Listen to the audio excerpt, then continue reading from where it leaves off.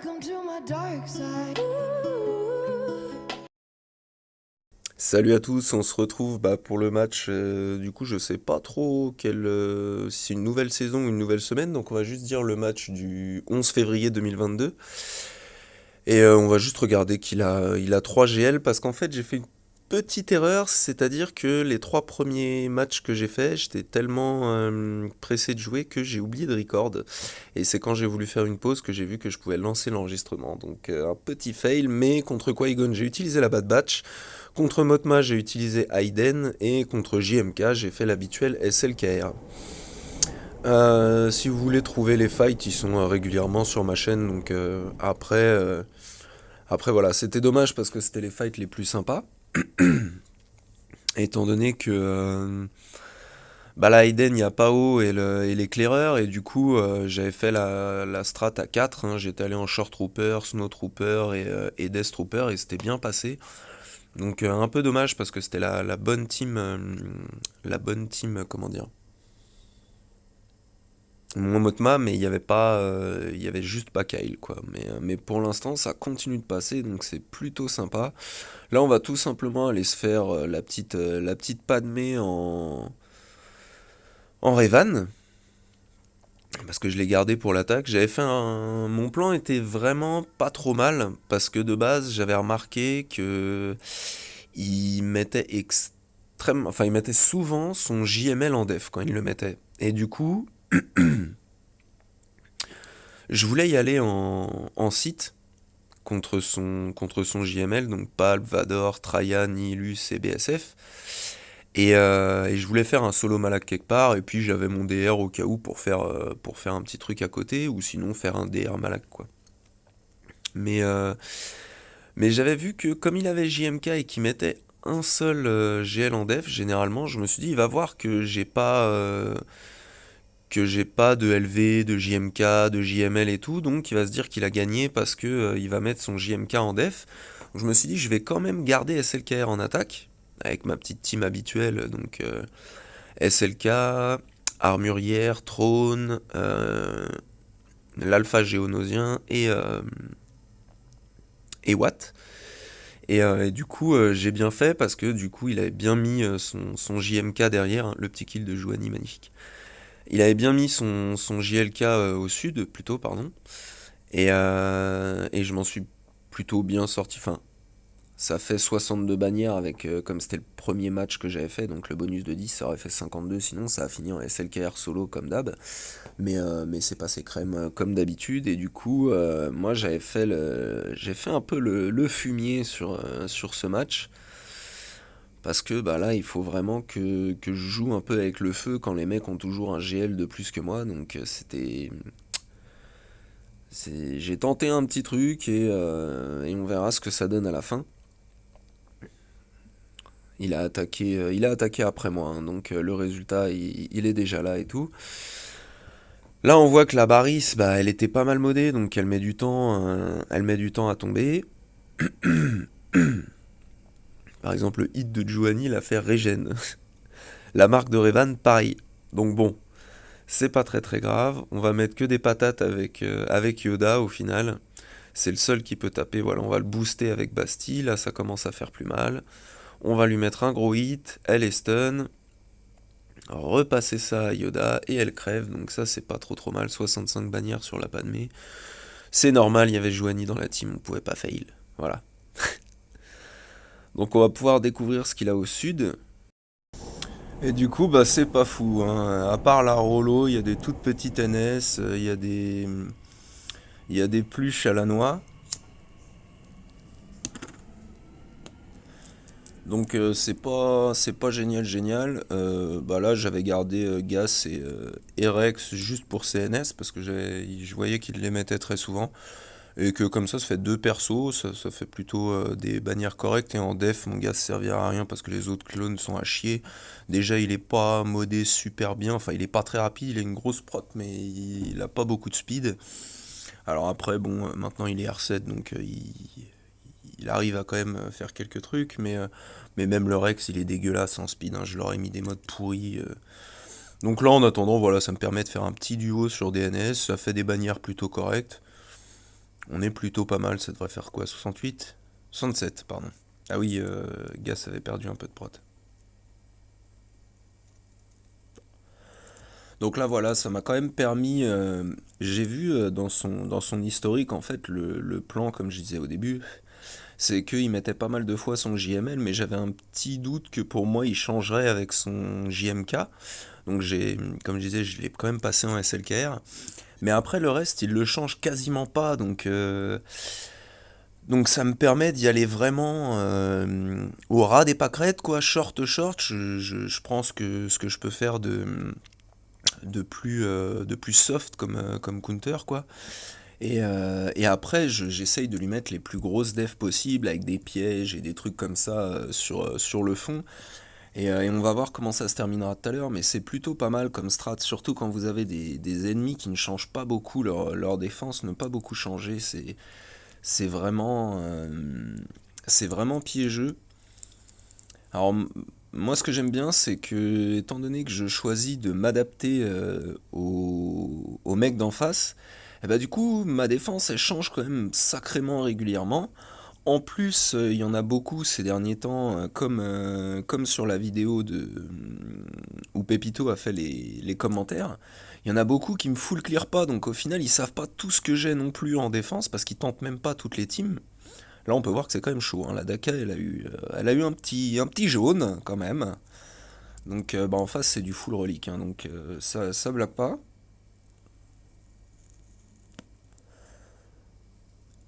Et par contre, là, ça y est, elle est déjà pas mal rank up, donc là, on a vraiment pas trop de mourons à se faire.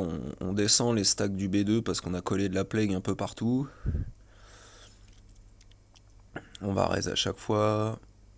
Une petite tentative de stun sur le DDK qui passe pas, ça c'est un peu dommage. On va remettre un coup de plague avec la SP2 de Talia.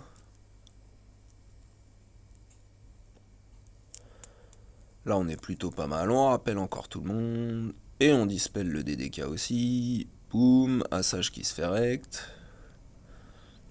Pas de stun sur le DDK, c'est bien dommage. On essaye le mass assist. Esquive de partout.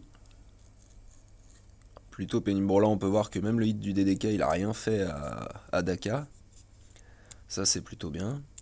On va lui virer quand même les debuffs qu'elle avait, c'est plutôt intéressant. Et là, on va avec le B1 avec l'AOE d'Assage, nickel, GG qui prend un tour.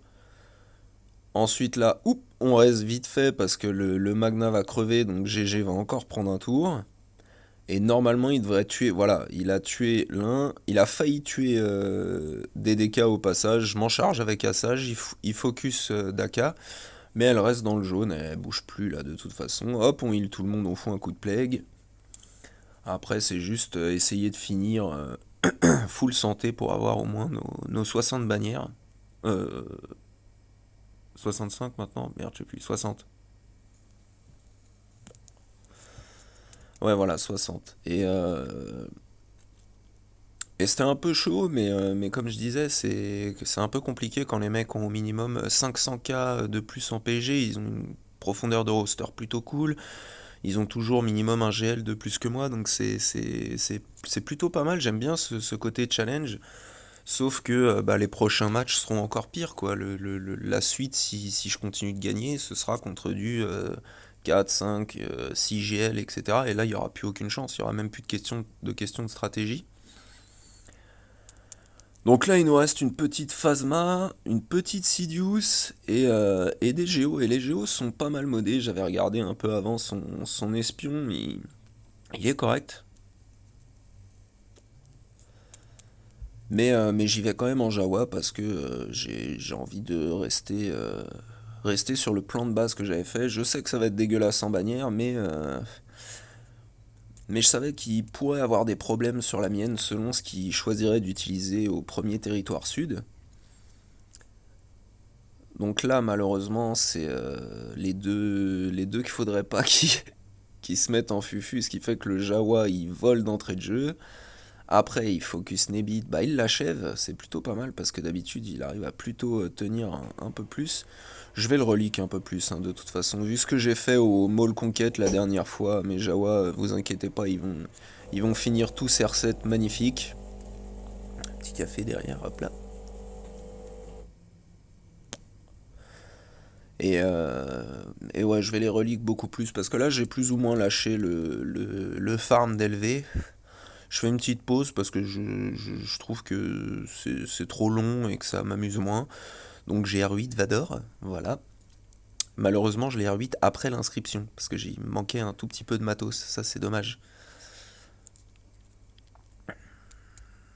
Du coup, au nord, je sais plus si on va faire Nest ou pas en premier. Ouais, on va se faire un petit solo Nest sur la Phasma, histoire de rattraper un peu de points des Jawa quand même. Parce que c'est passé, mais c'était moche, hein. Le Houdini, il a fait du mal. Voilà, donc là, bon. Au début, je me dis, bon, je vais le jouer quand même pour tomber le panda, histoire qu'il se rank up pas trop non plus. Parce que sinon, il va devenir très chiant. Mais bon, Nest R8, ça rigole pas. Pan, voilà ta gueule. Et maintenant, je crois qu'on va passer en auto basique, si je dis pas de bêtises. Et Nest fera le boulot toute seule. Voilà, un R8 utile, qui joue toute seule comme une grande.